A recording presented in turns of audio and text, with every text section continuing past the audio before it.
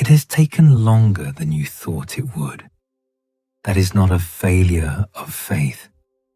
It is only what waiting does, and you are allowed to lay it down now and sleep. It will keep.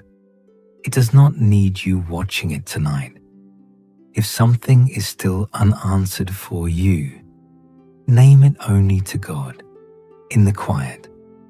You are not waiting alone tonight. A prayer now before we begin.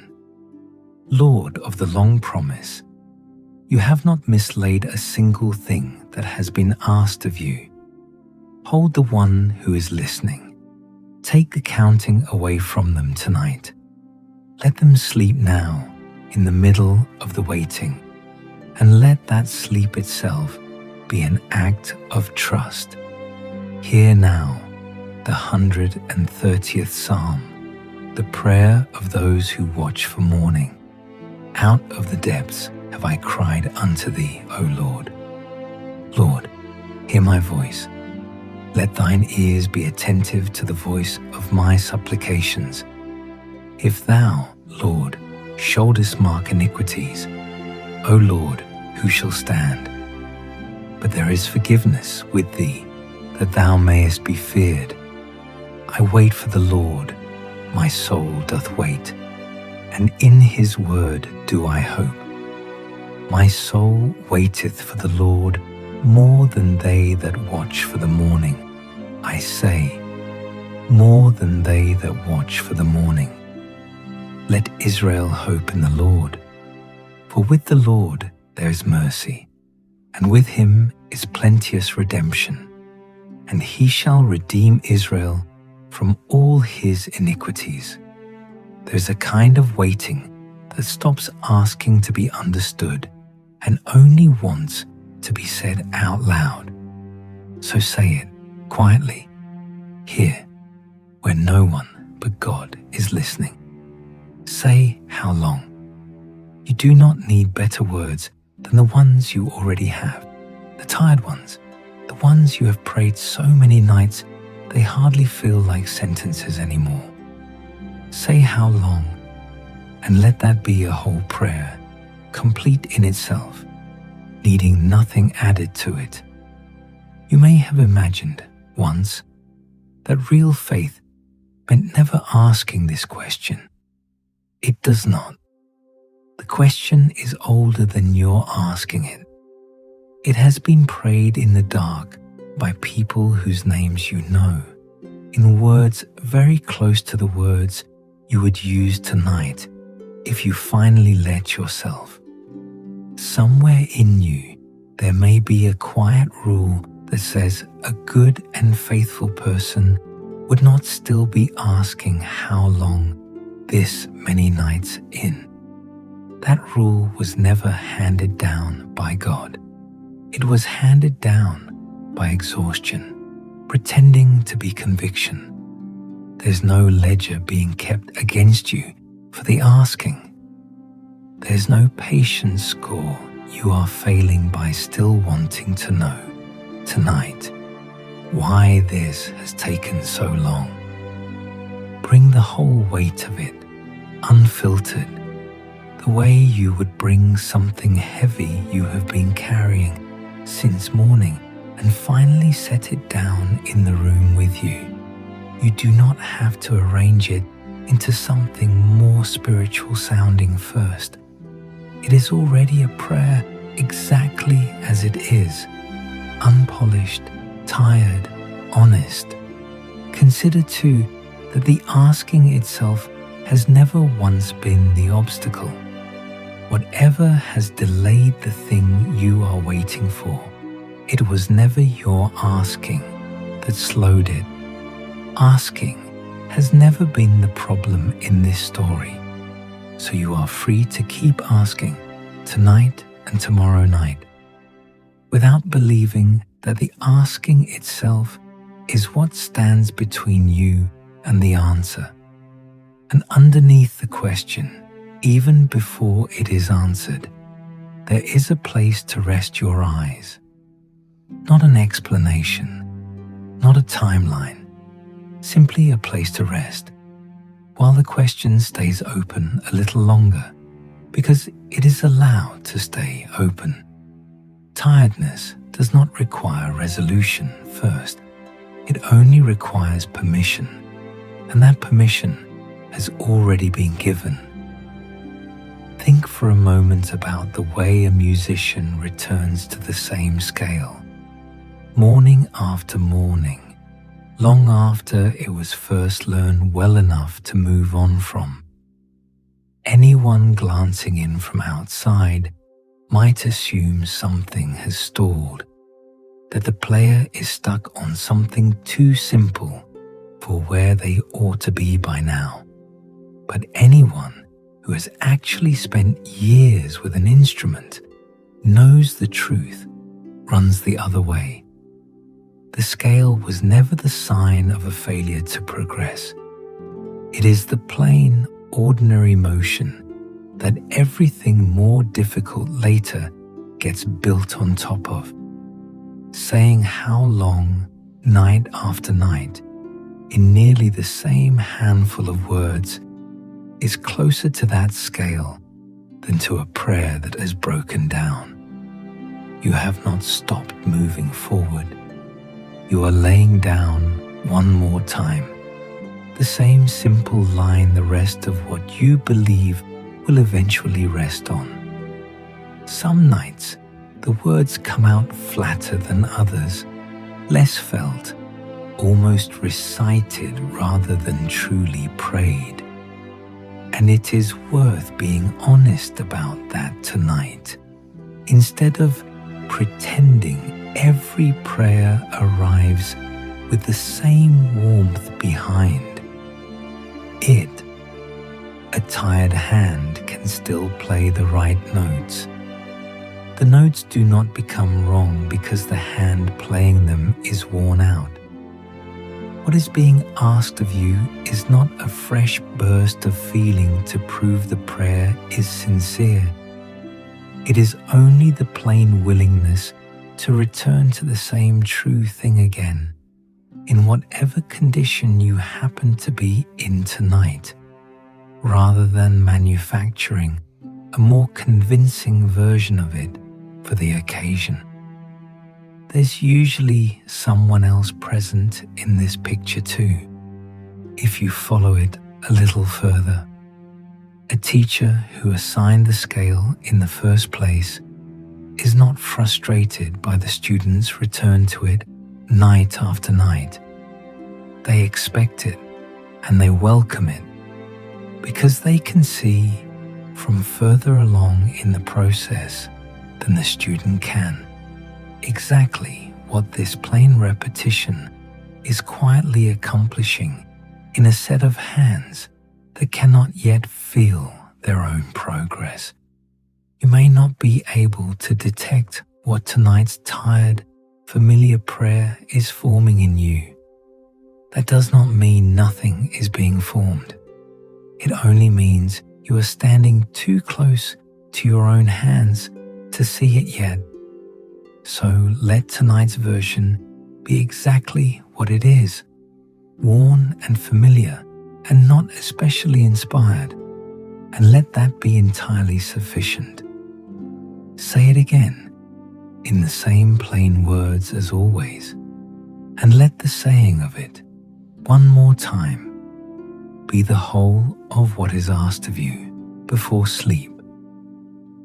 There is an old custom some cities once kept of posting a watchman on the wall through the night, whose whole task was to call out the hour at set intervals and declare that all was well, even on nights when nothing in particular had happened to confirm it one way or the other.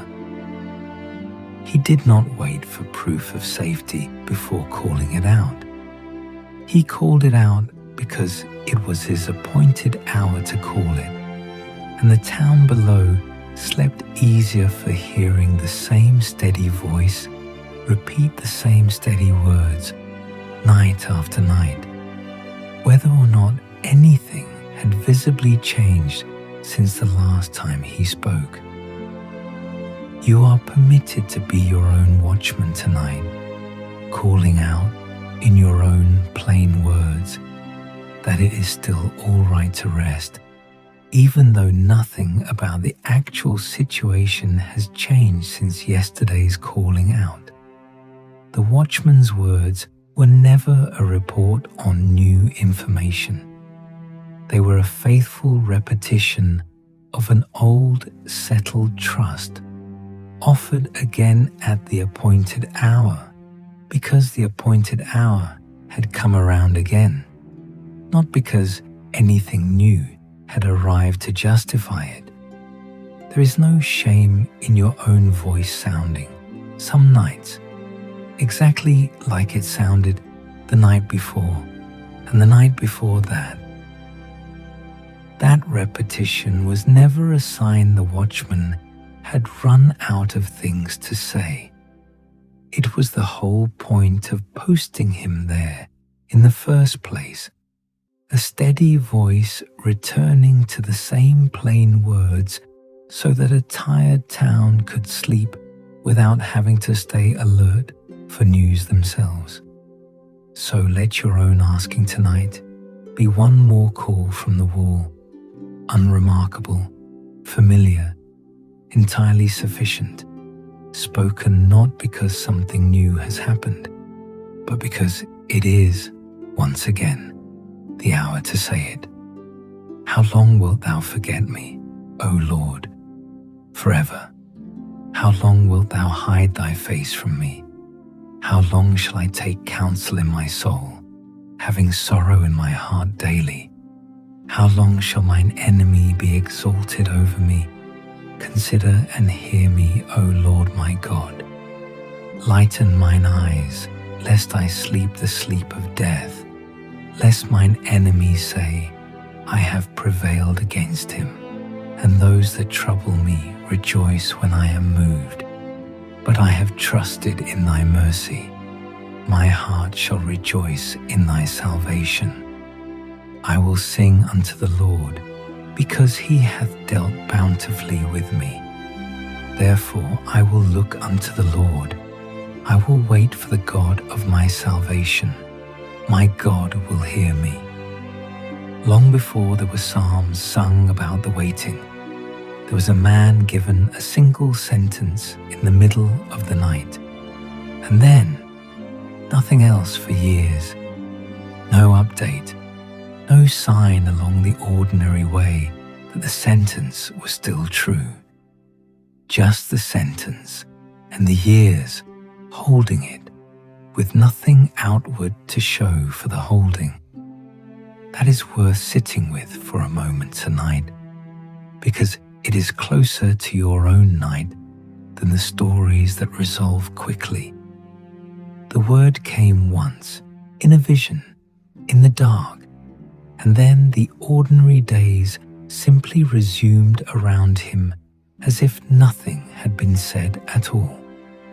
Nothing about those ordinary mornings announced that a promise was still quietly moving underneath them. He had to decide, morning after unremarkable morning, that the one sentence he had been given outweighed all the mornings that seemed to contain nothing but more of the same. He was taken outside one night and told to look up, to count what could not be counted, and to let that impossible number stand for what was coming. And Scripture says simply that he believed, and that the believing itself, before anything visible had changed, was already counted as everything that needed to be right between him and God. Not the arrival, the believing, that ordering matters more than it first appears to.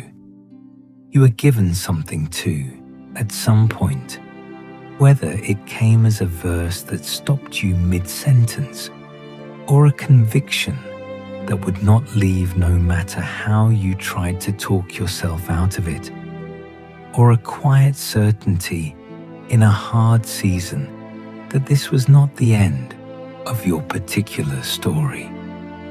That certainty has not been cancelled by the years since, however many there have been. Years are not evidence against a promise. They have never once been evidence against a promise. They are only what a promise looks like while it is still becoming true, from the inside, where you cannot yet see the shape of the whole thing. There is an old description of people who lived this way, who went out not even knowing exactly where they were going, trusting a word more than they trusted the look of the road in front of them. They were looking, it says, for something with real foundations, built by a hand more reliable than their own plans. That is not naivety. That is what it looks like to take a promise seriously enough to keep walking before any of it is visible. So let the sentence you were given be enough for tonight, the way it had to be enough for him on all those ordinary nights before anything visible had changed at all. There is another detail folded into this same man's story, easy to pass over the first time you read it, worth drawing out on its own tonight. At some point during the long waiting, before there was any child at all to point to, he began to be addressed by a different name than the one he had carried his whole life, a name that assumed, as a settled fact, a household and a future he had no visible evidence for yet. He answered to it. He let the people around him call him by a truth that had not happened yet, the way you might let a title be spoken over you before you have grown into it, trusting the one who gave it to you more than you trusted your own still childless evidence against it. That is a strange kind of courage when you slow down and actually look at it, stranger in some ways than believing a promise silently, in private, when no one else can hear you and hold you to it. It is being willing to be addressed publicly, daily, by ordinary people who had no particular reason to extend him that kindness, as someone whose future had already been settled, even though nothing in front of anyone's eyes confirmed it yet. He must have answered to that name on very ordinary days, buying and selling and traveling and growing older, years before anything about it looked remotely true to a neighbor watching from outside. The name did not wait for the evidence to catch up to it first. The name came first, and the years of ordinary life were simply what it had to be carried through in the meantime. There must have been moments when someone asked him, gently or otherwise, whether the name still fit, given how the years were passing without anything visible to show for it. He had no proof to offer them. He only had the willingness to keep answering to it anyway, on the strength of who had given it to him, rather than on the strength of anything he could currently point to. That is very close to what is being asked of you tonight. Whenever the shape of your own life has not yet caught up to whatever has quietly been settled about it, you may never have been renamed in any way you could point to on paper, but something may have been spoken over you once, more quietly, that has functioned very much like that name did for him. A sense of who you were meant to become, a conviction about what your life was for, spoken by someone, or settled in you in a moment you still remember clearly, that has not yet been matched by anything visible around you tonight. You are permitted to keep answering to it the way He did on an ordinary evening like this one, without needing tonight to be the night it finally becomes obvious to everyone watching. Let that be enough for now. Not the arrival of the thing that was named, only the willingness to keep being called by it faithfully through however many ordinary years still stand between here and its being plain to anyone else. After these things, the word of the Lord came unto Abram in a vision, saying, Fear not, Abram, I am thy shield, and thy exceeding great reward. And behold, the word of the Lord came unto him, saying, This shall not be thine heir, but he that shall come forth out of thine own bowels shall be thine heir. And he brought him forth abroad, and said, Look now toward heaven, and tell the stars, if thou be able to number them. And he said unto him, So shall thy seed be. And he believed in the Lord, and he counted it to him for righteousness. For when God made promise to Abraham, because he could swear by no greater, he sware by himself, saying, Surely blessing I will bless thee, and multiplying I will multiply thee. And so, after he had patiently endured, he obtained the promise. By faith Abraham, when he was called to go out into a place which he should, after receive for an inheritance, obeyed. And he went out, not knowing whither he went. By faith he sojourned in the land of promise, as in a strange country, dwelling in tabernacles with Isaac and Jacob, the heirs with him of the same promise. For he looked for a city which hath foundations, whose builder and maker is God. Here is something easy to miss when you are only counting how long a specific prayer has gone unanswered. While that one thing has stayed the same, everything else underneath your life has been kept every single day without your having to ask for that keeping to be renewed each morning. Your breath was given back to you again today without your having to earn it back through a night of good behavior. Whatever quiet mercy carried you through today, the ordinary kind that never announces itself and never makes the news, was renewed today the same as it was yesterday, and the day before that, all the way back further than you have ever bothered to count. You were not aware of most of it. It did not require your awareness to keep happening. That is not a small thing, even though it does not feel like the thing you are actually waiting for. It is evidence of the same character you are being asked to trust with a larger, harder request. Whatever has kept you every single morning of your life without one single morning missed, not one, is not the kind of thing that would suddenly, arbitrarily, stop keeping you now on the one matter that costs you the most sleep. Consistency. This total is not an accident, and it is not owed to luck.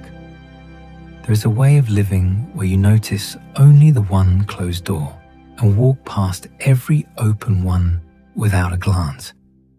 Tonight, Walk back past them, slowly, and notice how many mornings have opened quietly in your favor without your ever thanking anyone for them. That noticing is not a distraction from your real prayer. It is the evidence your real prayer can stand on while it is still waiting to be answered. Let that steadiness be a resting place tonight, not proof that tomorrow morning brings the specific answer you are hoping for.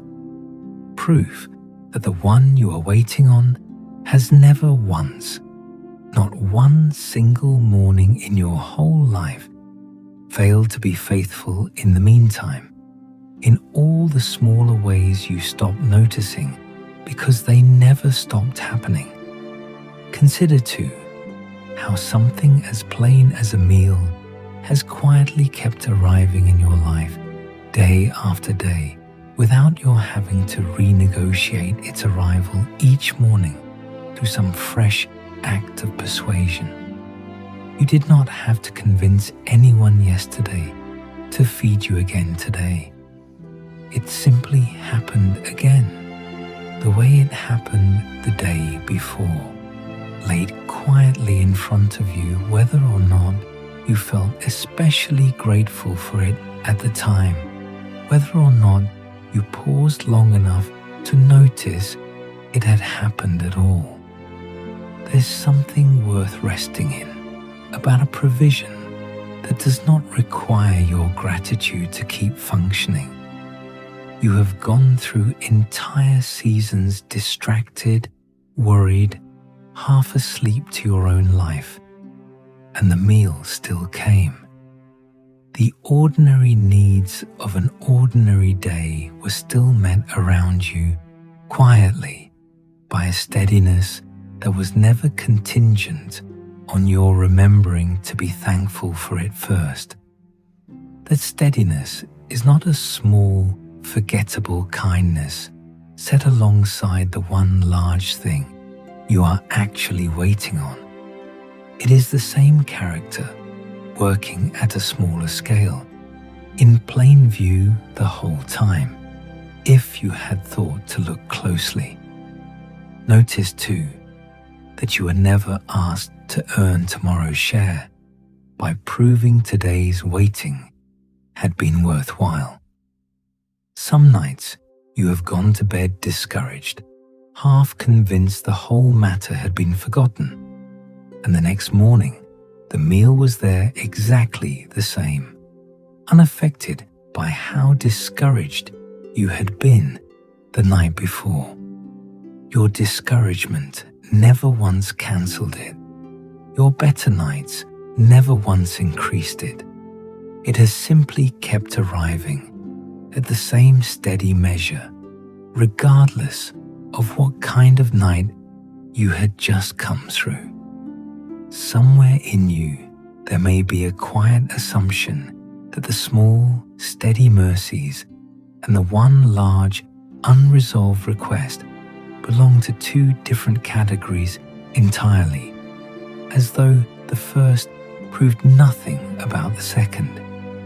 Tonight, let them sit closer together than that. The hand that has kept the meal coming without fail is not a separate, lesser hand from the one you are still waiting on for the larger thing. It is the same hand doing what it has always done, at whatever scale the moment actually calls for. So notice tonight that the meal came again today. Let that plain, unremarkable fact sit beside the harder thing you are still waiting on, not as proof it will resolve on your own schedule, but as a quiet, continuing witness to who has been tending you all along in ways too small and too constant to have made you doubt them until now. Think of a keeper of stores who takes a careful tally of the grain in a village storehouse every single evening, even through the long stretch of a quiet season when nothing was added and nothing was taken, and the count came out exactly the same as it had the evening before. The tally was still taken. The number was still written down faithfully in the same steady hand as the evenings when the store had visibly grown or been drawn from. The record was never kept only for the evenings something changed. It was kept every evening, precisely so that the unremarkable ones would not go unrecorded simply because they looked from outside the storehouse door like nothing was happening. Your own days have been tallied just as faithfully, whether or not you have felt anything worth remarking on in them. The long, uneventful stretches, the ones that felt like nothing but the same unchanged count night after night, were not skipped over in whatever faithful accounting has been kept of your life. They were recorded with the same careful attention as any evening that will later look, in hindsight, like it mattered more. There is a comfort in this that has nothing to do with when the store finally changes. It is the comfort of knowing that the tally has not gone unkept during this long, uneventful season, that someone has continued to open the storehouse door and count carefully, faithfully, on every single evening of a season that has gone on far longer than you would have chosen. Nothing about your waiting has been marked absent from that record, however unchanged the count has looked for however long.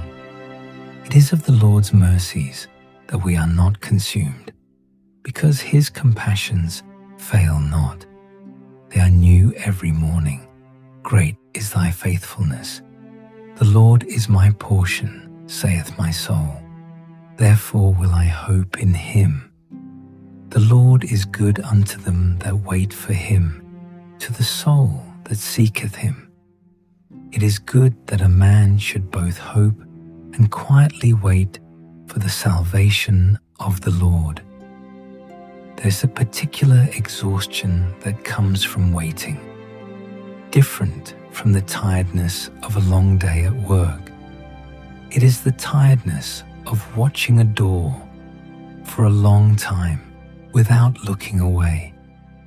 And somewhere inside that tiredness, a thought creeps in that is worth naming honestly tonight, because naming it takes some of its power away.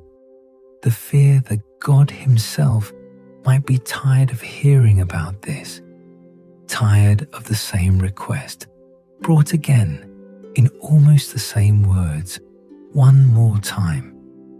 Before answering that fear directly, hear something older than the fear itself. There's a voice that speaks first, not with a correction, but with comfort, plainly, twice over, as though one comfort were not enough to reach a tired heart. Comfort, comfort my people. Whatever hard season has felt from the inside, like punishment, or like being made to wait as a consequence, is met here first with tenderness, not an accounting. And underneath every changing thing, the grass that withers, the flower that fades, one thing is said to stand forever without wearing thin: the word that was given, not the mood of the one who gave it, the word itself. So return to the fear plainly. He is not tired of it. That is not a comforting turn of phrase, softened to make you feel better. It is a claim made plainly that the one you are waiting on does not grow weary and does not grow faint, not from your asking and not from anything else that exists. Your own patience has visible limits you can feel by 10 o'clock some nights. His does not have a floor you could ever reach by asking too many times. And notice carefully what the strength offered here is actually for. It is not strength to make the waiting end faster. It is strength to keep waiting without being worn down by the waiting itself. Strength poured into the exact muscle that has been straining the longest so that the waiting becomes bearable tonight. Whether or not anything about the outward situation changes before morning. This is not the promise of a quick resolution dressed up in patient-sounding language. It is a different gift altogether. Strength for the middle of the story, not a shortcut to its end. You do not have to supply your own strength for this. It was never meant to come from you in the first place, and the fact that you feel you have run out of it is not a disqualifying failure. It is simply the moment this particular promise was written for. There is a kind of source that does not run low, no matter how long or how often it is drawn from, and it may help tonight to picture one plainly rather than only hear it described in the abstract. Think of a spring that feeds itself from somewhere far underground, deeper than anyone has ever traced it, so that no matter how many buckets are lowered into it on how many consecutive nights, the level never drops, never grows murky, never once runs short for the next person who comes needing it. Whatever you have drawn from this source already, across all your nights of asking, has not diminished what is left for tomorrow night. It was never that kind of well. This matters because your own strength does not work this way, and you know it does not, from plain experience, if nothing else. You have felt yourself run thin by 9 o'clock some evenings, worn down by an ordinary day long before any of the harder waiting even entered into it. It would be reasonable, given how your own reserves behave, to assume the one you are asking might eventually behave the same way, might eventually grow tired of being drawn from so often by the same person asking the same thing in the same tired voice. But that assumption, however reasonable it feels from inside your own exhaustion, simply is not true of the source you are actually drawing from tonight. It was never fed by the same kind of limited reserve yours is. Picture the people who have drawn from a source like this before you, going back further than you can trace, each one lowering the same kind of tired bucket on their own hard nights, each one finding it exactly as full as the last person had.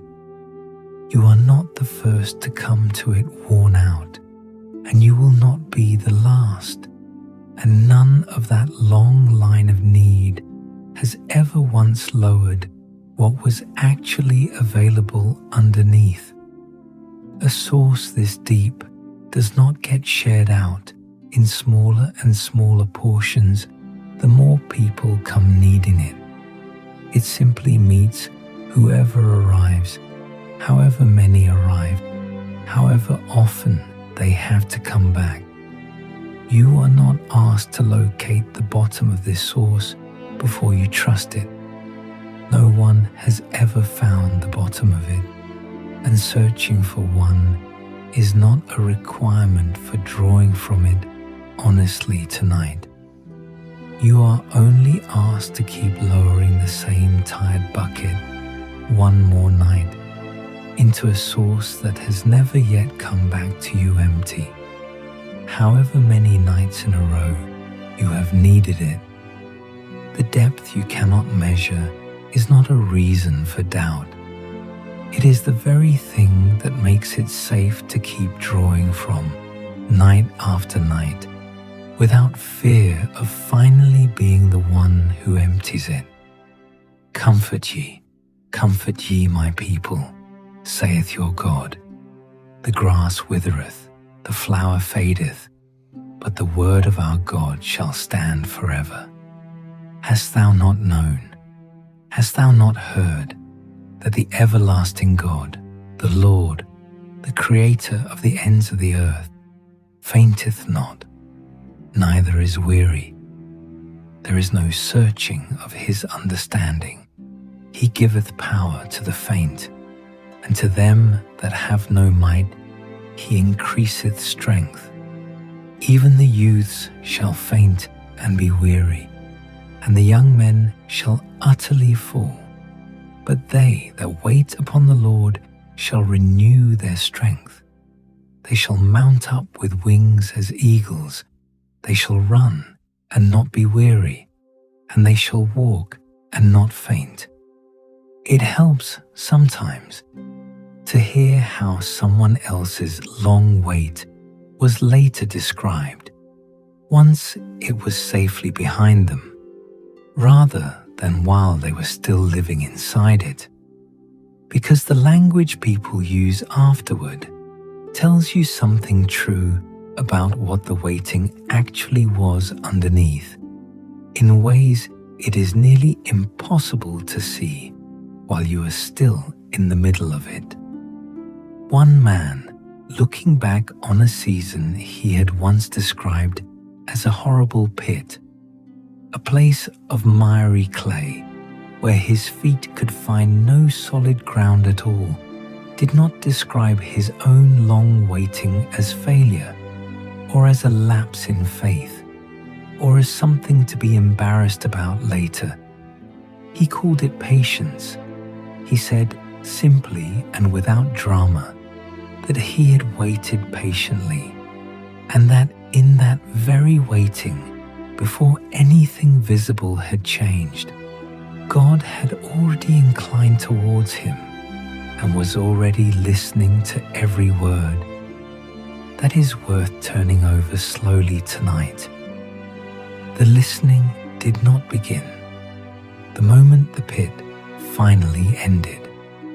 It was already true while he was still standing in the miry clay, while nothing outwardly looked different yet, while anyone watching from outside would have assumed nothing was happening at all. Your own waiting, however unsteady it has felt from the inside, may look exactly like this from the vantage point you do not have access to yet. Not failure, patience, and already, quietly, underneath all the outward silence, someone leaning in close enough to hear. There's something else worth noticing in how this was written down. Blessed, it says elsewhere, is the one who has made the Lord their trust, rather than turning aside toward things that look more solid on the surface. And the works and thoughts of the one being trusted are described as more than can be numbered, too many to declare, even if a whole lifetime was spent trying to list them. You have not run out of reasons to trust him. You have only run out of the ones you can currently see, which is a very different and much smaller kind of running out. Think of how a person who is truly attentive to someone else in the night does not wait for the full cry to be finished before beginning to move toward it. There's a kind of listening that starts the moment something in the next room shifts, before any distinct sound has even been made clearly. A listening that is already awake and already turned in your direction, long before you have managed to say anything a stranger would recognize as a call for help. That is a different picture than the one where a request has to travel a long way, be received, be considered, and only then finally be answered somewhere down the line. It is closer, instead, to someone already leaning toward the sound before the sound has even finished forming. It is tempting from inside a long wait to imagine your prayers as messages sent out across a distance, waiting their turn somewhere far off to be picked up and read in due course. Consider instead that the listening may have started long before you managed to say the difficult thing clearly, before you had found the right words for it at all, back when all you had to offer was something closer to a half-formed sound than an actual sentence. Being heard, in this sense, was never contingent on your having phrased things well. It was already happening quietly in the background of your prayer, however clumsy the prayer itself felt to you as it left your mouth. This is worth sitting with, especially on the nights when your own words feel inadequate to what you are actually asking for. When what comes out sounds smaller or plainer than the size of the thing you are carrying inside it. The smallness of the words was never the measure being used to decide whether you were heard. Something in you was already being attended to before the sentence finished.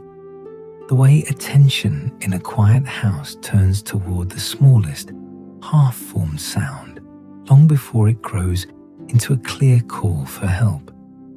You do not have to perfect your prayer for it to have already been received exactly as it was, plain and unfinished and honest. And notice that none of this depends on the room being silent first, or on your own heart settling down before you are worth attending to. The listening reaches into the middle of the noise itself, into the restless middle of an unfinished night, and meets you exactly there, unfiltered, before you have had any chance to compose yourself into someone easier to hear. So let this be part of what settles you tonight. Not that an answer is being hurried toward you on any particular timetable, but that the listening itself was never delayed in the first place, was never waiting on you to say things better before it turned fully towards you. There is a kind of thread that a weaver keeps taut on the loom at all times, even during the long stretches between passes when the shuttle is not currently moving through it. The tension in that thread is not something the weaver has to reapply each time before starting a new row. It simply holds continuously in the background of the whole work, so that whenever the shuttle does move again, the thread is already exactly where it needs to be, already at the right tension, having never once gone slack in the gaps between passes. You may imagine that attention toward you has to be freshly picked up each time you call out, as though it had gone slack in the meantime and needed retensioning before it could catch your voice again. Consider the thread on the loom instead. Its holding was never intermittent. It did not loosen during the pauses, only to be tightened again once something started moving. It simply stayed taut the entire time, so that nothing about the next pass would ever have to wait on the thread catching up. So let your own asking tonight rest on exactly that kind of held tension, the continuous kind, never once let slack in whatever pauses have stretched out between your last cry and this one. I waited patiently for the Lord, and he inclined unto me and heard my cry. He brought me up also out of an horrible pit, out of the miry clay, and set my feet upon a rock, and established my goings. And he hath put a new song in my mouth, even praise unto our God. Many shall see it, and fear, and shall trust in the Lord. Blessed is that man that maketh the Lord his trust, and respecteth not the proud, nor such as turn aside to lies. Many, O Lord my God, are thy wonderful works which thou hast done, and thy thoughts which are to us ward. They cannot be reckoned up in order unto thee. If I would declare and speak of them, they are more than can be numbered. There is a kind of courage people picture when they hear that word, a loud kind, the kind that looks like charging towards something with your whole chest. That is not the courage being asked of you tonight, and it never was, not once, in any of the older writing where this word actually appears. The courage for a long wait is quieter than that, almost unremarkable from the outside. It looks like simply staying one more ordinary evening in the posture of trust, without dramatics, without a visible turning point, without anyone watching closely enough to notice that you did it. It looks like closing your eyes tonight in the same trust you closed them in last night, even though last night's trust did not yet bring the answer either, and the night before that did not, and you have long since lost the exact count. That kind of courage does not require you to feel brave in the moment. It only requires you to keep facing the same direction you are already facing one more night, one more ordinary morning after that. There is an old declaration behind this, spoken by someone who had real enemies and real troubles surrounding him on every side, who still said that his heart would not fear, because the Lord was the strength of his life, and not merely an idea he agreed with on calmer days. He asked one thing above all the others he could have asked for, simply to remain near, to keep dwelling in that nearness. Whatever else in his circumstances stayed unresolved, and he did not pretend the fear was absent. He asked plainly, "Hide not thy face from me. Do not put me away. Do not forsake me," in the same breath as declaring his trust. Both things were true in him at once, the trust and the asking. Neither one cancelled the other. You are permitted the same tonight. Ask him not to hide his face from you, and let that asking sit right alongside the trust, unashamed of needing to say both. And you are not asked to strengthen your own heart out of nothing for this. The strengthening is offered to you, not demanded of you as one more thing to manufacture out of your own tiredness. So let this be the whole of your courage tonight, staying quietly in the waiting, one more night, asking to be seen and trusting that you already are. Picture, for a moment, an old iron stake driven deep into hard ground before a storm ever arrives, holding a tent steady from a place no one inside can actually see once the canvas is up. The wind still finds every loose seam, still snaps the fabric and makes the whole shelter shudder through the night, and nothing about the stake's presence removes the shaking happening at the surface. But the tent does not tear loose.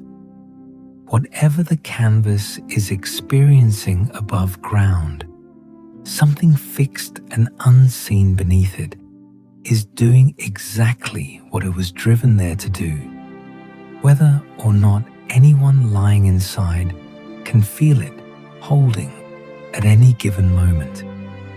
Your courage tonight does not have to feel like a still night.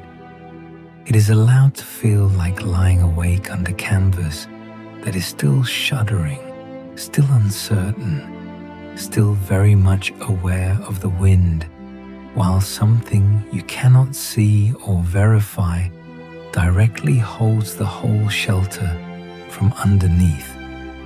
The absence of visible calm is not evidence that nothing is holding you. It only means you are experiencing the ordinary condition of being inside the storm, where shaking is simply what happens, rather than proof that whatever is fixed beneath you has stopped doing its work. Notice too that whatever was set to hold you was driven into the ground long before tonight's particular wind arrived, prepared ahead of a storm it already knew how to meet. You are not asking tonight for something to be improvised at the last moment on your behalf. You are simply resting on something that was already fixed in place well in advance by someone who was not caught off guard by how long this night or this whole long season has turned out to be. There's no requirement tonight that the shaking stop before you are allowed to trust what is holding you. You are permitted to notice every gust against the canvas and still say, honestly, that you are not being carried off by it. Those two things were never in competition with each other. The wind is real. The stake holding fast beneath the ground is also real, and it does not need the wind to stop in order to keep doing what it has been doing the whole night you have lain here, further into this storm than you expected to still be. So let your courage tonight look exactly like this, still feeling every gust, still aware of how loudly the canvas is shuddering, and still, underneath all of it, held. The Lord is my light and my salvation. Whom shall I fear? The Lord is the strength of my life. Of whom shall I be afraid? Hear, O Lord, when I cry with my voice. Have mercy also upon me, and answer me. When thou saidst, seek ye my face, my heart said unto thee, thy face, Lord, will I seek. Hide not thy face far from me. Put not thy servant away in anger. Thou hast been my help. Leave me not neither forsake me, O God of my salvation. I had fainted unless I had believed to see the goodness of the Lord in the land of the living. Wait on the Lord, be of good courage, and he shall strengthen thine heart. Wait, I say, on the Lord. Notice the order of what is asked here, because the order matters more than it first seems to. Fretting is set aside first. Trust comes next. Then simply going on.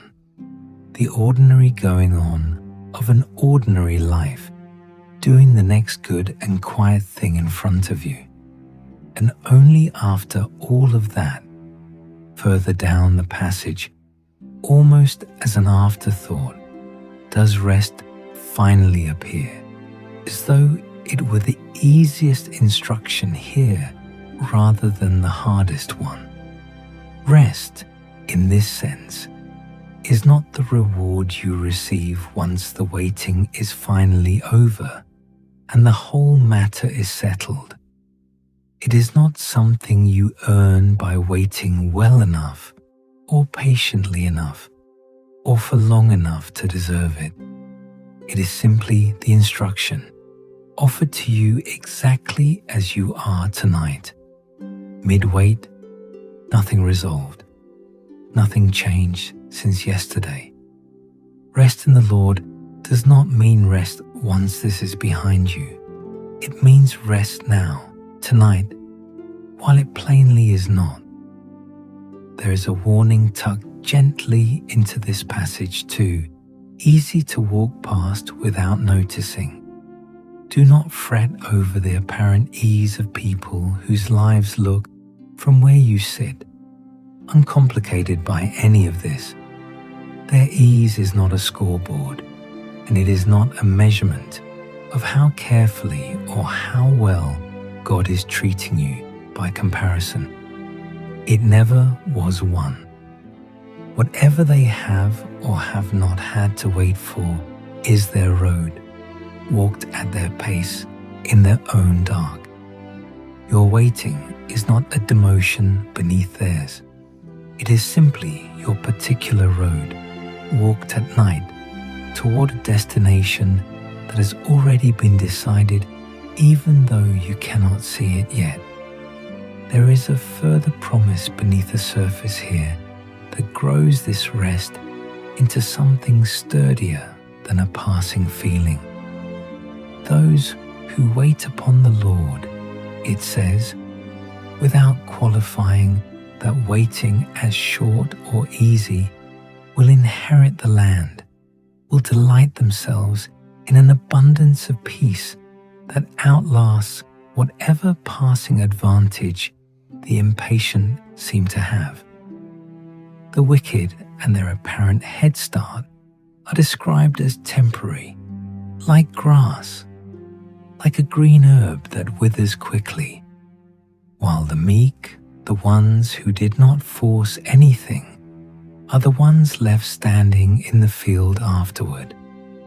So rest, not because the waiting has ended tonight, because resting was never meant to wait for that in the first place, and you have permission to stop postponing it. Picture a small boat that has spent the whole day pulling against a current it was never going to win, and then, toward evening, simply lowers its anchor and stops. The anchor does not carry the boat 1 inch closer to shore. That was never its purpose. It only holds the boat steady exactly where it is, so that a tired arm can finally let go of the oar without the boat drifting off into something worse. Lowering it is not the same as giving up on the crossing. It is deciding that the crossing does not require you to keep straining against the water all through the night to prove you still mean to finish it. You have been rowing in your own way for longer than you meant to. checking the shoreline every few minutes to see if anything has shifted, measuring your progress by how far you can still see and growing discouraged when the distance looks the same as it did last week. Tonight, consider what it would mean to lower the anchor instead of the oar, not because the current has stopped being real, and not because the distance has closed, only because the boat can be trusted to stay exactly where it needs to be, without your hand gripping anything all night to keep it there. There is a kind of watching that mistakes constant effort for faithfulness, as though letting your hand rest even for an hour were the same as abandoning the whole voyage. It is not. A held anchor line does more of its work while you are asleep than while you are awake and anxious, because the holding was never actually dependent on your attention in the first place. The rope is tied to something beneath the surface you cannot see from the deck, something with its own weight and its own grip on ground, far more solid than the water ever was. You do not have to feel the anchor holding for it to be holding, so let your hand open around the rope tonight instead of tightening around it. Not because tomorrow will bring the shore into view, only because a boat that is anchored does not need a rower awake to keep it from being lost, and you were never asked to do the anchor work along with your own. There is a season a garden is given every year when nothing at all is planted in it, when the ground is simply left alone through the cold months, uncultivated, seemingly idle, doing nothing a passerby would call productive. No one standing at the fence in the middle of that fallow season would guess that the ground was doing exactly what it needed to do to be ready for what comes after. The rest is not a pause in the garden's usefulness. It is part of the usefulness, folded into a shape that only looks like nothing is happening. You are permitted a fallow season too, and this long wait may simply be one, whether or not anyone ever tells you so directly. Not every quiet stretch is a failure to produce. Some of it is ground being left on purpose, exactly the way ground is meant to be left sometimes, so that what grows later grows out of soil that was allowed to rest rather than soil that was worked past its capacity out of anxiety about looking productive. Let tonight belong to the fallow season rather than to the working one. You do not owe anyone, including yourself, visible progress before you are allowed to sleep. Fret not thyself because of evildoers, neither be thou envious against the workers of iniquity, for they shall soon be cut down like the grass and wither as the green herb. Trust in the Lord and do good, so shalt thou dwell in the land, and verily thou shalt be fed. Delight thyself also in the Lord, and he shall give thee the desires of thine heart. Commit thy way unto the Lord, trust also in him, and he shall bring it to pass, and he shall bring forth thy righteousness as the light, and thy judgment as the noonday. Rest in the Lord, and wait patiently for him. Fret not thyself because of him who prospereth in his way, because of the man who bringeth wicked devices to pass. For evildoers shall be cut off, but those that wait upon the Lord, they shall inherit the earth. But the meek shall inherit the earth, and shall delight themselves in the abundance of peace. There is a particular quiet that settles over a room once you have said everything you know how to say, and there is nothing left to add. Most nights, that quiet feels like failure, like you have run out of faith, and only silence remains where words used to be. Tonight, consider that the silence itself might be exactly the posture you are being invited into all along, rather than a sign that your praying has broken down.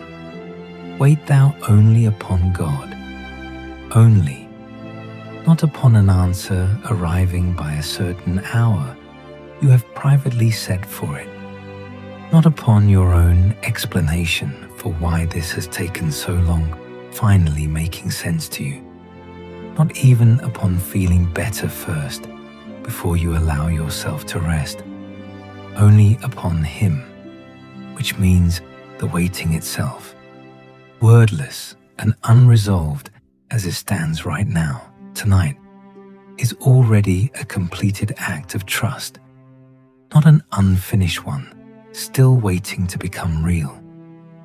Notice the repetition in how this was written. The same declaration said almost identically twice over, as though it needed saying more than once before it could be believed. He only is my rock. He only is my defense. I shall not be moved. Not moved by the delay. Not moved by how it looks from the outside. Not moved by the quiet fear that this time might be different from every other time He has been faithful. The repetition is not filler. It is what it sounds like when someone is talking themselves back into a truth they already know but have temporarily lost hold of, the way you might tonight. You do not have to keep talking to keep believing.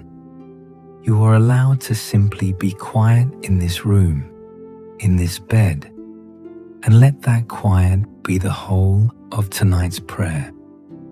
Pour out what is left of the day's wait, all of it, without editing it into something more presentable first, and then stop. He is described here as a refuge for exactly this, for the pouring out and for the stopping afterward. Both movements, not just the first one. There is a difference between a hand that stays closed because it is still holding something, and a hand that stays closed out of habit long after whatever it was gripping has already been given away. Notice, tonight, which one your own hand has become. Somewhere back at the start of this waiting, you handed the matter over, in words, in prayer, in whatever shape your asking took at a time. And somewhere since then, without quite meaning to, your hand may have curled shut again around the same request, not because you took it back on purpose, but because an open hand feels, to a tired person, uncomfortably close to having nothing left to hold on to. An open hand is not an empty one. It is only a hand that has stopped gripping what it already gave away, which is a very different thing from having lost it. You can open your hand tonight, and the request does not fall to the floor and disappear. It simply stops being something you have to keep your fingers clenched around to keep safe. It was never actually safer in your grip than it is in His. Your grip was only ever the thing making your own arm tired. Consider how much of the ache in a long wait is not the waiting itself, but the clenching, the low, constant effort of holding a thing tightly that you already meant to let go of once. That kind of effort does not announce itself the way a raised voice does. It simply sits in the muscles of a person for months, for years sometimes, quietly, mistaken for faithfulness when it is closer to exhaustion, pretending it has no other option. Tonight, let your hand open, slowly, the way it does on its own. Once sleep has actually arrived, and there is no longer anyone awake to keep it closed. Let that be a picture of what your soul is being asked to do while you are still awake enough to choose it. Not thrown open in one dramatic motion, not proof of some sudden new depth of surrender you did not have before. Just open, the ordinary way a tired hand opens, because holding on was never what kept the answer safe, and it was never what kept you safe either. There is a particular quality to a house after the very last lamp has been put out for the night, a quiet that is not the same as an empty house. Nothing in it has vanished. Everything that was there in the light is still exactly where it was. The furniture, the walls, the people asleep in the rooms down the hall. Only the light has been set down on purpose, because the day's work of seeing by it is finished. Not because anything true about the house has stopped being true in the dark. Your own waiting can settle into that same kind of quiet tonight, the settled kind rather than the anxious kind. Nothing about your situation has been erased by the dark. It is simply no longer being examined by a worried, wide-awake attention, the way a room is not being examined once the lamp beside it has been blown out for the night. The room does not need watching to remain exactly as it was left. Let this room and this hour be like that house, nothing lost in the quiet, only set down gently, the way a hand sets down a lamp. It no longer needs to carry from room to room, trusting the walls to still be standing in the morning without having been watched all night to keep them upright. Truly my soul waiteth upon God. From Him cometh my salvation. He only is my rock and my salvation. He is my defense. I shall not be greatly moved. My soul, wait thou only upon God, for my expectation is from Him. He only is my rock and my salvation. He is my defense. I shall not be moved. In God is my salvation and my glory. The rock of my strength and my refuge is in God. Trust in Him at all times. Ye people, pour out your heart before Him. God is a refuge for us. There is an old picture of someone climbing a watchtower on purpose, taking up a fixed position and simply staying there to see what would be said to him, ready to answer honestly even if what he heard was a correction rather than the comfort he was hoping for. That posture, deliberately climbing up to watch rather than pacing anxiously below, is closer to what waiting well actually looks like than most of the restless waiting you have probably been doing.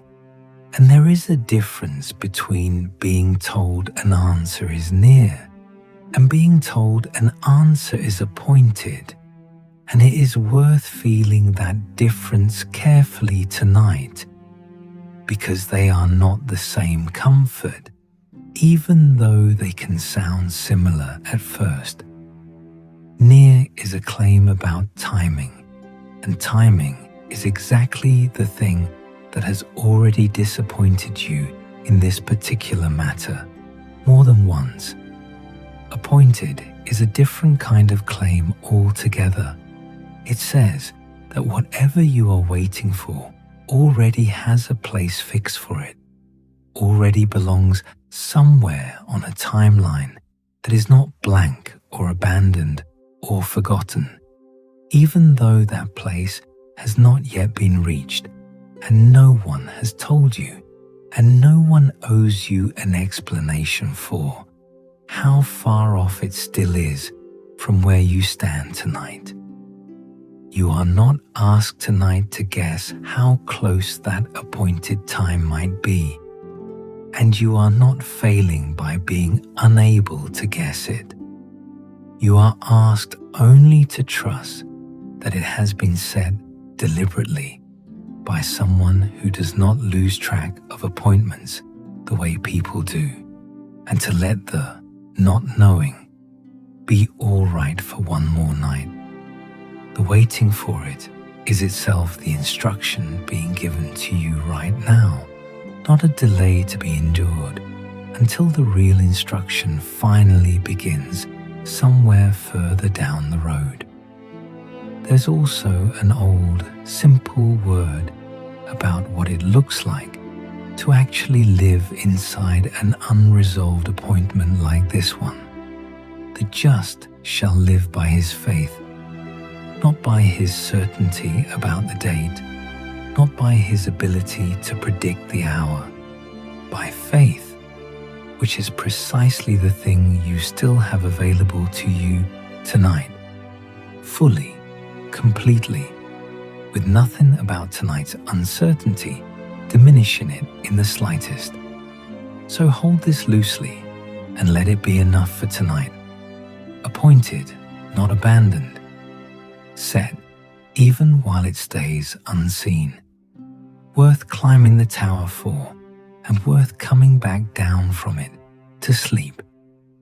There's an old habit some people have of writing a letter, sealing it, addressing it, and setting it in a drawer to be opened on a date already decided, sometimes years ahead, written for a person who does not yet know the day is coming. The letter does not change while it waits there.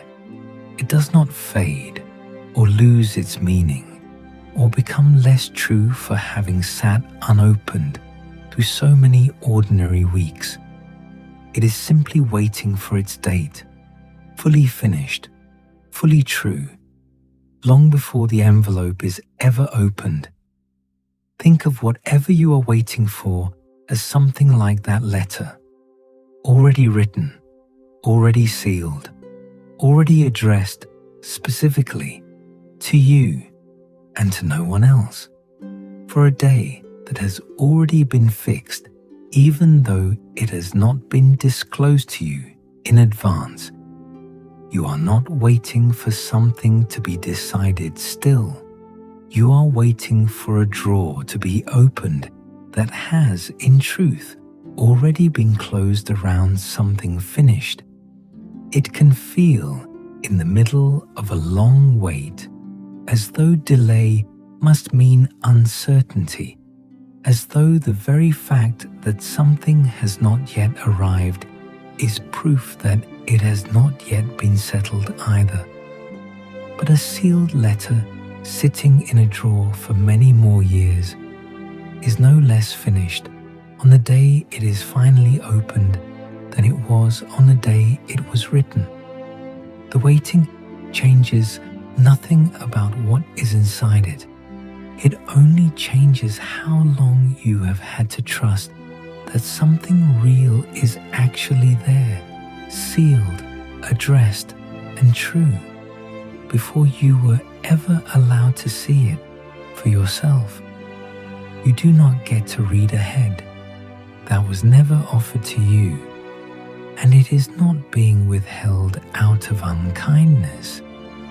It is simply how a sealed thing works, and a sealed thing is not the same as an empty one.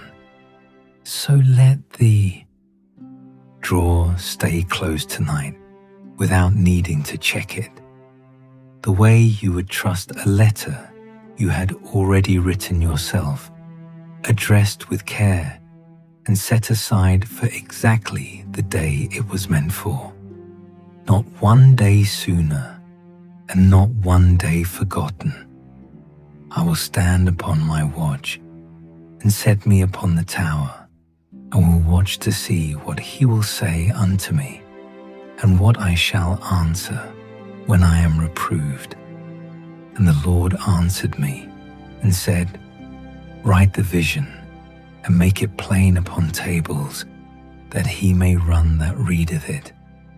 For the vision is yet for an appointed time, but at the end it shall speak, and not lie. Though it tarry, wait for it. The just shall live by his faith. Think for a moment about what hope actually is, because it is often described as though it were a kind of certainty, a settled confidence that removes all the waiting from underneath it. It is not that, and it was never meant to be that. Hope, by its very definition in the older sense of the word, is for what has not yet arrived. The moment something is finally seen and held in your hand, hope is no longer needed for it, because hope only exists for exactly the kind of unfinished thing you are carrying tonight. So the unfinished feeling you carry is not evidence that your hope has failed somewhere along the way. It is evidence that your hope is doing precisely what hope is for, nothing more and nothing less. You are not waiting badly because you still cannot see the thing you are hoping for. That is simply what hope looks like from the inside, every single time. For everyone who has ever held one honestly, instead of pretending it was already a certainty. There is a larger picture behind this that is worth resting in tonight. One that says the whole created world itself is described as waiting, groaning quietly the way you might groan without realizing you are doing it, waiting for something not yet revealed, in earnest expectation, the way a person leans forward slightly without meaning to when they are listening for a sound they are sure is coming. You are not waiting alone even in the widest sense of that word. Whatever groans quietly in you tonight has good company, older and larger than your own particular situation. And when you do not know how to put words to what you are asking for, something else is described as stepping into that exact gap on your behalf, making the request for you in groanings that cannot be spoken aloud, understood perfectly by the one who searches hearts, even when your own prayer tonight amounts to nothing more articulate than a sigh. You do not have to find better words before your waiting counts as prayer. It already does, in a language deeper than the one you speak. And underneath all of it, quietly, without demanding to be understood or explained in full tonight, all things are described as working together for good, for the ones who love Him, according to a purpose that was already decided before you ever started asking. Patience here is not gritted teeth pretending not to hurt. It is simply what it looks like to keep hoping for something you cannot yet see, without demanding to see it first as proof that the hoping is allowed to continue tonight. Turn a piece of embroidery over sometime and look at its underside, the side no one displays. It is a mess of knotted thread, doubled back stitches, colors that seem to go nowhere, ends that look cut off without reason. Nothing about that underside looks like a picture. If you had only ever seen the back of it, you might reasonably conclude that whoever was working the thread had abandoned the piece halfway through, or never had a plan for it at all. Turn it back over, and the same knots that looked like confusion from underneath are the very stitches holding a finished picture together on the other side. Nothing about the tangled underside was wasted thread. Every knot that seemed pointless from where you were looking was doing exactly what it needed to do on the only side of the fabric where its purpose could actually be seen. You are looking tonight at the underside of something, the groaning already spoken of, the waiting that does not yet resolve into a picture you can recognize, the request that still looks like a knot rather than a finished shape. These are not evidence that the thread has been mishandled. They are simply what the reverse side of an unfinished work always looks like to the person holding it from the wrong angle, which is the only angle available to you right now. You were never promised the front of the fabric tonight. You were only promised that there is a front being worked stitch by stitch by a hand that has never once lost track of a single thread, however tangled the view from your side has become. The knot in front of you does not need to make sense to you yet. It only needs to be trusted to the one holding the needle, who can already see the shape that you cannot. Let your mind rest from trying to read a picture into the threads tonight. That was never your task in the first place. Your task was only ever to trust the hand, not to interpret the stitching, and the hand has not once set the needle down. There is a particular kind of trust involved in letting a kite all the way out on a long line, far past the point where your own eyes can still make out its shape against the sky. You cannot see it from where you stand anymore. You can only feel the pull on the string in your hand, a steady tension that tells you something is still up there, still caught by a wind. You cannot see either, still doing exactly what it was made to do, far beyond the reach of your own eyesight. That pull is not nothing, even though it offers you no picture to look at.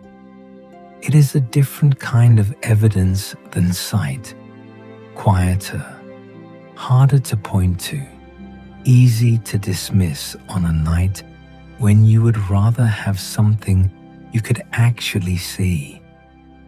But a hand that has held the line long enough learns to trust the pull on its own terms, without needing the kite to come back down into view first as proof that it is still there, still caught, still rising. Whatever you are hoping for tonight, may have gone up long past the point where you can track it with your own eyes anymore. That is not evidence it has been lost or forgotten, somewhere out of sight. It is only what happens when something is let out far enough to do what it was made to do. You are not asked to see it again before you are allowed to trust the pull. You are only asked to keep holding the line patiently, feeling for the tension rather than straining for the side of it.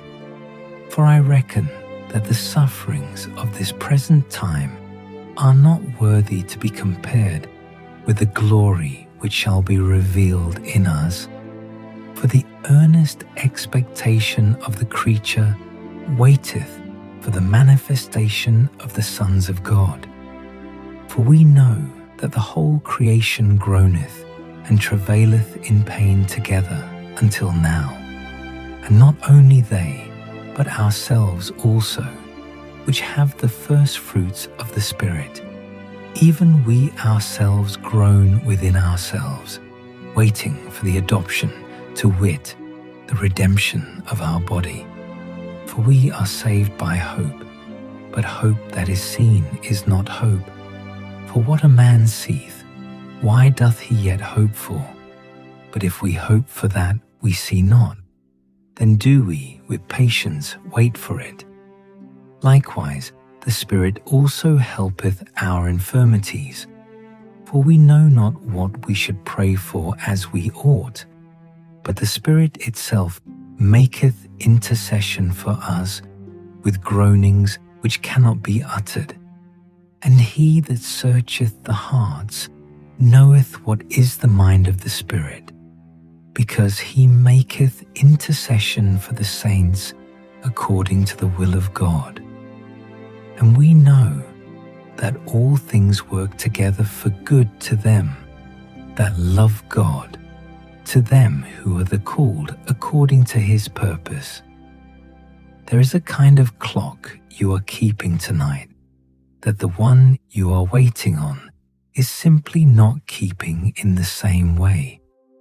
And it may help to name that plainly rather than only feel the friction of it. Not because your years do not matter to him, they matter enormously, more than you can currently measure. But the reckoning by which a long wait is measured on his side is not built out of the same units your tired mind has been counting in since this began. A day to him does not carry the same weight of urgency that a day carries to someone lying awake, counting how many of them have passed since the asking started. And a great while does not mean forgotten to him, the way it can start to feel to you somewhere around midnight, when the house is quiet and there is nothing left to distract you from the length of it. What feels to you like an unbearable stretch of delay is, from where he stands, simply patience, unhurried and full of intention, aimed at you specifically, waiting for the right moment rather than the fastest one available. This is not an invitation to stop caring about the length of your own particular wait, or to pretend it has not cost you anything. It is an invitation to notice that the length itself is not evidence of being overlooked, forgotten, or lower on some list than you assumed you were. It is evidence of a patience large enough to hold both his own purposes and your particular timeline at once, without either one being sacrificed for the sake of the other. Return for a moment to something already said once tonight, because it bears repeating exactly at this point. His compassions fail not, They are new every morning, and His faithfulness is described as great, not merely adequate. Great faithfulness is not a faithfulness that runs low around year 3, or grows thin by the 10th request, or needs to be topped up like something that could run out. It is described as great in exactly the way that a long, unresolved weight would be most tempted to doubt. Let your mind rest from its counting tonight. The reckoning is being kept faithfully, in full, on every one of the days you have already spent waiting, even the ones that felt to you like they did not count for anything at all. Cut into a tree that has stood through many winters, and you will find its whole life recorded there, ring inside ring, one for every year it grew, most of them laid down so slowly and so quietly that nothing on the bark outside ever showed a single one of them forming. No ring appears overnight. No ring skips a year out of impatience, and no ring is added twice to make up for a season that felt, from the outside, like it had gone by too slowly to matter.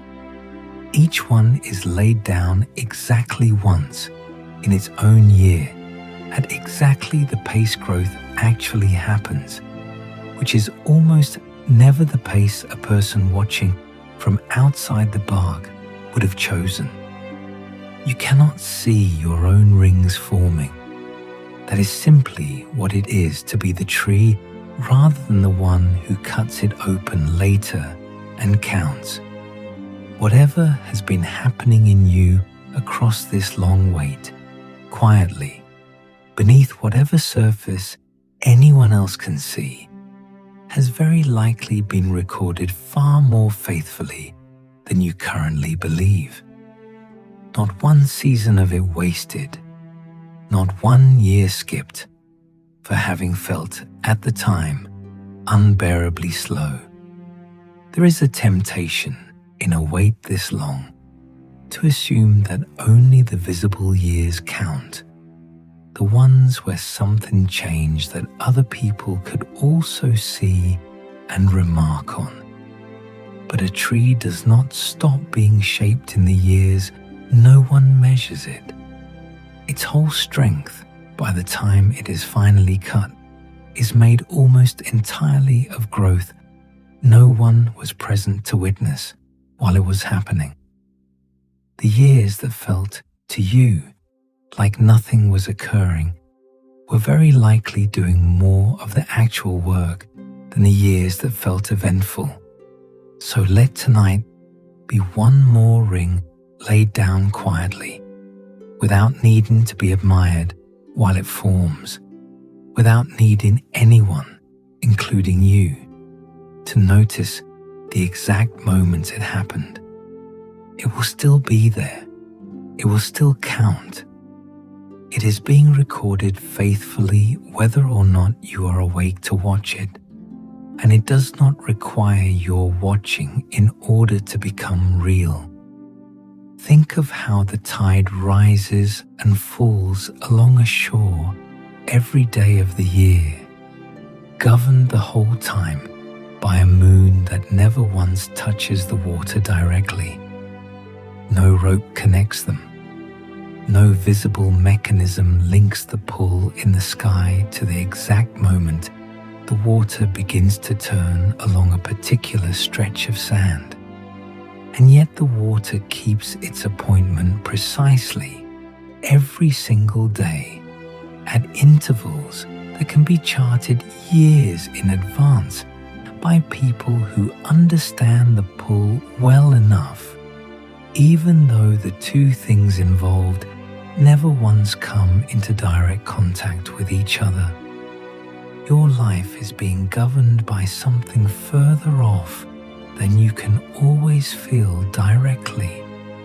The way that shoreline is governed by a moon it never touches. the distance between you and the answer you are waiting for does not mean the pull has stopped working. It only means the pull operates the way this kind of pull always has, from somewhere you cannot reach out and touch, timed with a precision that has nothing to do with how close or how far the two things appear to be standing from each other tonight. You do not have to feel the pull directly to trust that the tide is still keeping its appointments. The water does not doubt the moon simply because it cannot see it clearly through the clouds on a given night. It simply keeps rising and falling on schedule, the way it always has, trusting a distant, faithful governance it was never asked to fully understand, only to keep moving in step with. But beloved, be not ignorant of this one thing. The one day is with the Lord as 1,000 years, and 1,000 years as one day. The Lord is not slack concerning his promise, as some men count slackness, but is long-suffering to usward. It is of the Lord's mercies that we are not consumed, because his compassions fail not. They are new every morning. Great is thy faithfulness. The Lord is good unto them that wait for him, to the soul that seeketh him.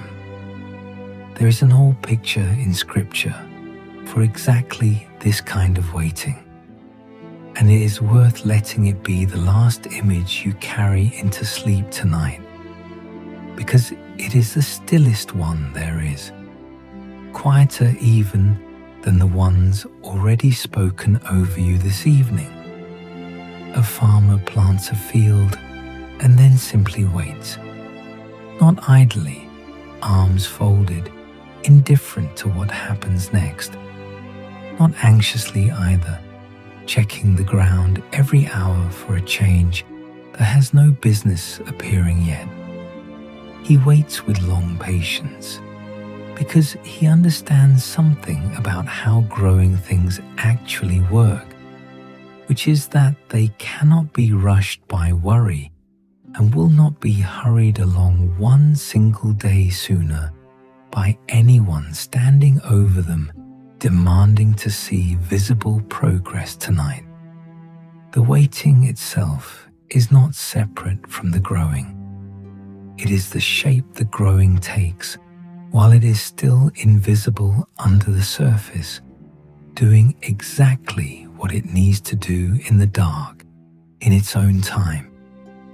Whatever has been planted in your life, whatever you have been asking for so long that the asking itself has quietly become part of your nightly routine, is doing exactly what a planted thing does in a part of its growing that cannot yet be seen from where you are standing.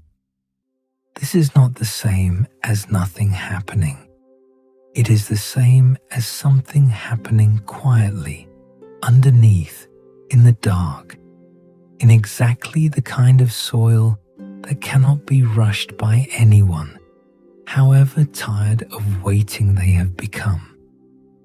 There is an old company of people held up as an example for exactly this kind of patience. People who spoke difficult things in hard seasons and were not spared the waiting simply because they were faithful. And there is one particular man remembered specifically for his patience, even in the middle of losing nearly everything.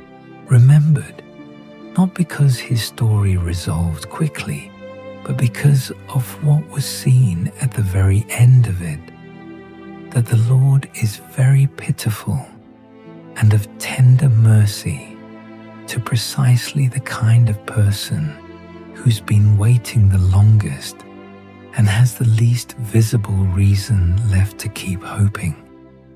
So let your heart be established tonight, the way a field is established simply by being tended and left, night after night, in trust rather than in worry. And let the last thing you hear before sleep be the same words this whole evening began with, the ones about watching for the morning, because that watching, patient and unhurried and undramatic, was never a failure on your part. It was the whole of what was quietly being asked of you all along. There's one more picture worth carrying into sleep, quieter even than the field already spoken of. On a cold night, before anyone goes to bed, the coals of a fire are sometimes banked rather than fed, covered over gently with ash so that they hold their heat low and steady through the dark hours without ever needing to flare up into flame. No one stays awake tending them. No one needs to. They are simply left, banked, warm at their core, asking nothing of anyone until morning. That is not a picture of something about to happen. It is a picture of something already true, kept at a low and steady warmth, needing no audience and no urgency to remain exactly what it is. The coals are not waiting to become fire again tonight. They are simply being kept faithfully through hours when no one is watching, by the plain fact of being covered with care rather than left to go cold and be forgotten. Whatever has been asked of you across this whole long evening, in every movement that has come before this one, settles here, finally, into something this plain and this unhurried. You do not have to feel your own hope burning brightly right now for it to still be real. A banked coal gives off no visible light and is no less alive for it. It only asks to be left where it is, covered gently, trusted through the dark, without needing to prove itself by blazing before its time. Let your own heart be banked like that tonight, not cold, not extinguished, not straining to flare up into something visible before it is time, simply kept low and steady through however many more dark hours remain between now and whatever morning is actually appointed for you. No one is asking you to stay awake and watch the coals. That was never the invitation. The invitation was only ever to be still, low and warm, and to trust the covering hand that placed the ash there gently on purpose, for reasons of its own that were never about withholding warmth from you, only about keeping it safe until it was needed. Be patient, therefore, brethren, unto the coming of the Lord. Behold, the husbandman waiteth for the precious fruit of the earth, and hath long patience for it, until he receive the early and latter rain. Take, my brethren, the prophets who have spoken in the name of the Lord, for an example of suffering affliction and of patience. Behold, we count them happy which endure. Ye have heard of the patience of Job, and have seen the end of the Lord, that the Lord is very pitiful, and of tender mercy. My soul waiteth for the Lord more than they that watch for the morning. I say, more than they that watch for the morning. The answer has not come tonight, and you are going to sleep anyway. That is not giving up. That is what trust looks like at this hour. Whatever you are still waiting for is not lost. It is not late in the only reckoning that counts. It is being kept, the way a lamp is kept through a long night, by someone who has never yet forgotten a word he gave. So hear the oldest blessing there is, spoken over you now. The Lord bless thee and keep thee. The Lord make his face shine upon thee and be gracious unto thee. The Lord lift up his countenance upon thee and give thee peace. And give thee peace. Peace over the waiting. Peace over the years it has already taken. Peace over this room and this hour. If another night like this one would help, these devotionals are on Spotify and in the description whenever you want them. Nothing more is asked of you now. You may stop watching for the morning. The sun still keeps its own time, the way it always has, and it has never once needed you awake to find you. Sleep. You have not been forgotten.